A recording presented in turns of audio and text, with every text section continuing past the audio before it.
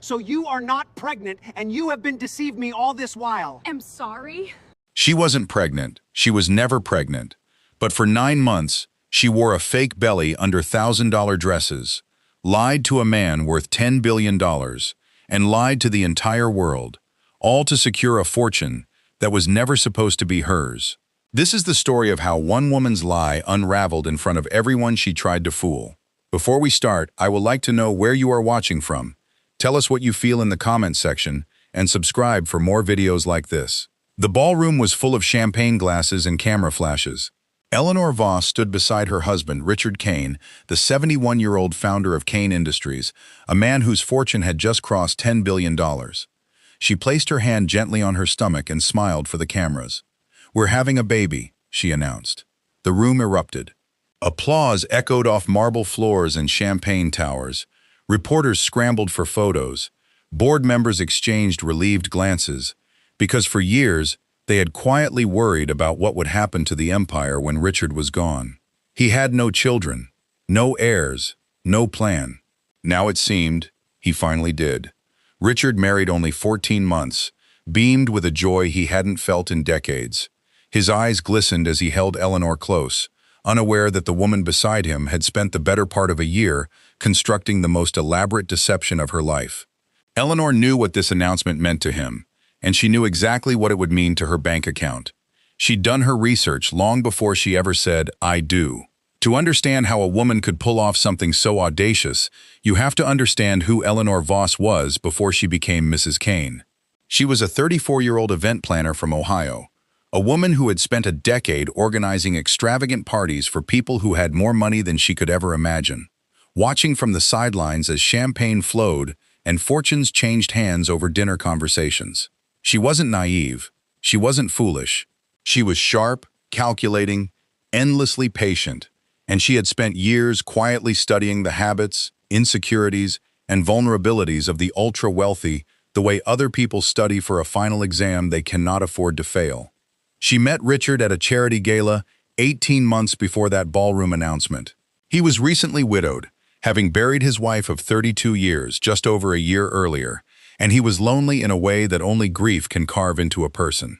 Eleanor sat beside him that night, and instead of talking about herself, she asked questions. She listened. For hours, she let him talk about his late wife, about his failing heart, about his fear of dying alone, with no one to carry on the empire he'd spent 40 years building. She didn't see a grieving widower that night. She saw an opportunity, and opportunities like Richard Kane didn't come around twice in a lifetime. Within 6 months, they were engaged. Within 10, they were married in a private ceremony that made headlines across the business world.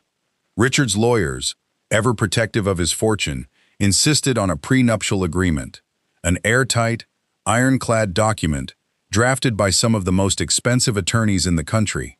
Under its terms, Eleanor would walk away with almost nothing if the marriage ever ended in divorce. Almost nothing, that is, unless there was a child. Buried in the fine print of that prenup was a single exception, one clause that would end up changing everything. If Eleanor bore Richard a biological heir, she would be entitled to control of a guardianship trust worth billions of dollars, managing the child's inheritance until adulthood.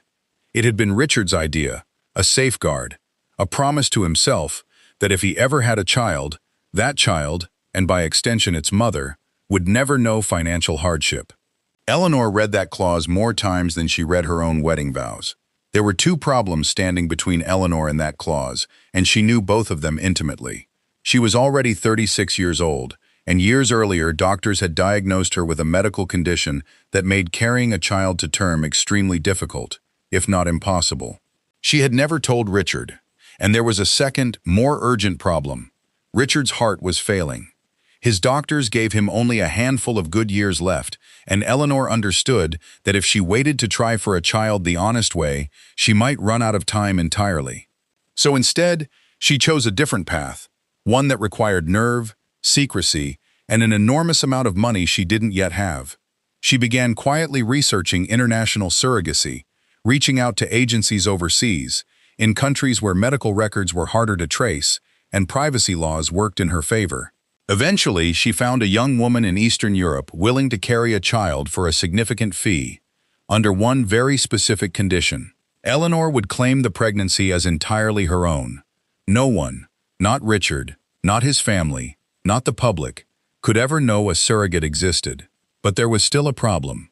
Richard wanted to be part of every step of the pregnancy. He wanted to attend doctor's visits. He wanted to see ultrasounds. He wanted to help pick out nursery furniture for the child he believed was his. Eleanor couldn't simply vanish for 9 months without raising suspicion. So she did something almost unthinkable. She decided to fake her own pregnancy, in full view of her husband, his family, and the public, while secretly coordinating with a surrogate on another continent, timing everything so that when the surrogate gave birth, Eleanor could present the baby as the result of her own pregnancy, delivered on cue, right on schedule. She purchased a series of realistic prosthetic belly pieces, each one slightly larger than the last, worn discreetly under increasingly loose clothing as the months progressed. She hired a private physician, a man with a shaky professional history and an appetite for large cash payments, to falsify ultrasound images and medical charts that would satisfy Richard's curiosity. She avoided Richard's family physician entirely, insisting on her own specialist due to what she called high-risk pregnancy anxiety, a claim no one thought to question given her age. Every lie became another brick, laid carefully, one appointment, one photograph, one dinner table conversation at a time, until Eleanor had built herself a fortress that seemed, from the outside, completely unshakable. But fortresses built on lies always have cracks, and it didn't take long for someone to notice them. Richard's younger sister, Margaret, had never trusted Eleanor, not for a single day. She had watched her brother mourn his first wife for nearly 2 years, only to remarry a woman half his age, less than 18 months later. Something about the timing of it all had always unsettled her, and when Eleanor's pregnancy was announced, timed with almost mathematical precision to the family's growing financial anxieties, Margaret's unease turned into quiet, persistent suspicion. She began asking questions, carefully, the way you do when you're afraid of being wrong and afraid of being right at the same time. Why did Eleanor refuse to let any family member accompany her to a single doctor's appointment? Why did her physician have no hospital affiliation, no public medical license anyone could verify, no online presence whatsoever? And there was one moment Margaret couldn't shake. At a family dinner, she had reached out and hugged Eleanor tightly, the way you hug a pregnant woman, careful but warm. And something about the way Eleanor's stomach felt against her arms struck her as wrong. Too firm, too still, not like the soft, shifting weight of a baby at all. Margaret didn't confront anyone. Not yet. Instead, she did something she never imagined she'd have to do to her own brother's wife. She hired a private investigator, quietly, without telling Richard, terrified of what it would mean for their relationship if she turned out to be wrong. If she turned out to be nothing more than a jealous, overprotective sister trying to sabotage her brother's happiness. The investigator started where these things always start, with money. He traced a series of unusual wire transfers from Eleanor's personal accounts to an obscure medical clinic overseas, transfers far too large and far too frequent to be explained by ordinary prenatal care. Then he found the flight records. Twice during her pregnancy, Eleanor had quietly slipped away for what she called wellness retreats, brief trips that, according to the dates, lined up perfectly with appointments at that same overseas maternity clinic. Piece by piece, a picture was forming, and it was a picture nobody in that family wanted to believe was real. Margaret wanted to confront Eleanor immediately. Every instinct told her to walk into that house and demand the truth. But her investigator urged patience, warning her that if Eleanor sensed she was being watched, she would destroy the evidence, disappear the money trail, and possibly disappear entirely, taking the truth with her. So Margaret waited. She watched. She smiled through family dinners with a secret sitting like a stone in her chest. As Eleanor's fabricated due date crept closer, the investigator tracked one final wire transfer, $150,000, sent to the same overseas clinic, the unmistakable final payment on an arrangement that had been in motion for the better part of a year. And then, 3 weeks before that due date, Eleanor made an announcement of her own. She told Richard she needed to fly to Switzerland immediately for specialized prenatal treatment unavailable anywhere in the United States, citing sudden, unspecified complications. Richard, terrified for the wife and child he believed were both in danger, insisted on going with her. Eleanor refused, telling him the stress and physical strain of international travel would be far too dangerous for a man with his heart condition. Reluctantly, painfully, he agreed to stay behind. Margaret did not hesitate. She followed. Her investigator didn't lead her to a Swiss maternity hospital. He led her to a private villa on the outskirts of Geneva, where a young woman, clearly having just given birth, was resting under the quiet supervision of two hired nurses. From a distance, hidden and heartbroken, Margaret watched as Eleanor arrived at the villa, slipped into a private room, and emerged sometime later without the prosthetic belly she had worn beneath her coat for the flight. Margaret watched her husband's wife walk out of that villa cradling a newborn infant wrapped in a soft blanket, a baby that had never spent a single moment inside Eleanor's body. Margaret had her proof now. Photographs, video footage, financial records stretching back nearly a year. And then, almost unbelievably, a confession. Through a hidden recorder, the investigator captured Eleanor speaking candidly to the surrogate, saying, in her own words, that she was finally done with this charade, and that Richard would never know the difference. Margaret didn't confront her there, standing outside a stranger's villa on foreign soil. She flew home immediately, and instead of going to her brother, she went straight to his attorneys, the same sharp, meticulous legal team that had drafted the ironclad prenuptial agreement years before. 2 days later, Eleanor returned to the United States, a newborn baby girl cradled gently in her arms. She introduced her to the world as Grace Kane. Richard wept the moment he held his daughter for the first time, his hands trembling, his heart, weak as it was, overflowing with a joy he thought he'd never feel again. He had no idea that the child in his arms had no biological connection to either of the people now claiming to be her parents. A christening was scheduled 6 weeks later, an event meant to celebrate the future of the Kane family in front of relatives, board members, close friends, and members of the press. Margaret let it happen.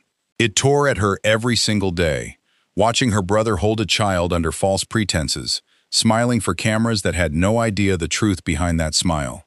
But her lawyers were adamant. Before going public, before shattering her brother's world, they needed proof that could never be disputed, challenged, or explained away. DNA, they told her, would be the final, undeniable piece of the puzzle.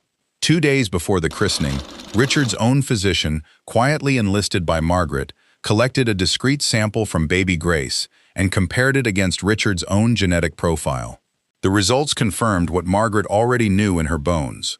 Richard was not the biological father, and in a detail that stunned even the investigators who had been tracking this case for months, there was no biological connection to Eleanor either. The baby had no genetic tie to either parent, claiming her as their own. The church was full on the day of the christening. Soft light poured through stained glass windows as Richard stood at the altar, baby Grace resting peacefully in his arms, ready for the blessing that would formally welcome her into the family.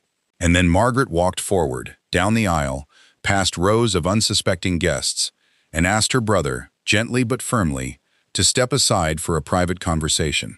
What happened next wasn't the kind of explosive, dramatic confrontation you might expect from a story like this. There was no screaming, no thrown drinks, no chaos. Richard, a proud but composed man even in the face of devastation, turned to Eleanor in front of the gathered guests and asked her a single question. "Is this my daughter?" Eleanor said nothing. She didn't need to. Her silence answered a question that words never could. Richard didn't yell. He didn't break down, not there, not in front of everyone. He simply handed baby Grace gently into his sister's waiting arms, removed his wedding ring, and walked out of that church alone, leaving behind the life he thought he was building. What followed became one of the most talked about legal battles in the world of high-net-worth family law. Because Grace had no biological connection to either Richard or Eleanor, the guardianship trust clause built into the prenuptial agreement never activated. The original, ironclad prenup held firm. Eleanor walked away from the marriage with almost nothing. No billions, no trust fund, no inheritance, nothing but the wreckage of a plan that had taken nearly 2 years and cost her everything to build. Eleanor was investigated for fraud, both for the falsified medical records used to deceive her own husband and for the international surrogacy arrangement conducted entirely under false pretenses. Richard, devastated but resolute, ultimately chose not to pursue criminal charges. He wanted, more than anything, to move forward quietly with whatever remained of his health and his legacy, rather than spend his final years locked in courtrooms, reliving his own humiliation. And then there was Grace, the innocent child caught in the middle of a billion-dollar deception she never asked to be part of. In a decision that surprised nearly everyone who followed the case, Richard chose to pursue legal guardianship of her, despite having no biological tie to the child whatsoever. He refused to let an infant become collateral damage in someone else's carefully constructed lie. Today, Grace is being raised by Richard and Margaret, far away from cameras, far away from headlines, given a quiet, ordinary life that Eleanor never intended for her to have. As for Eleanor Voss, she disappeared from public life almost entirely. No interviews, no statements, no apologies, just silence, where $10 billion had once seemed close enough to touch. What makes this story so haunting isn't simply the audacity of the lie. It's how close it came to actually working. A prosthetic belly, a bribed physician, a surrogate on another continent.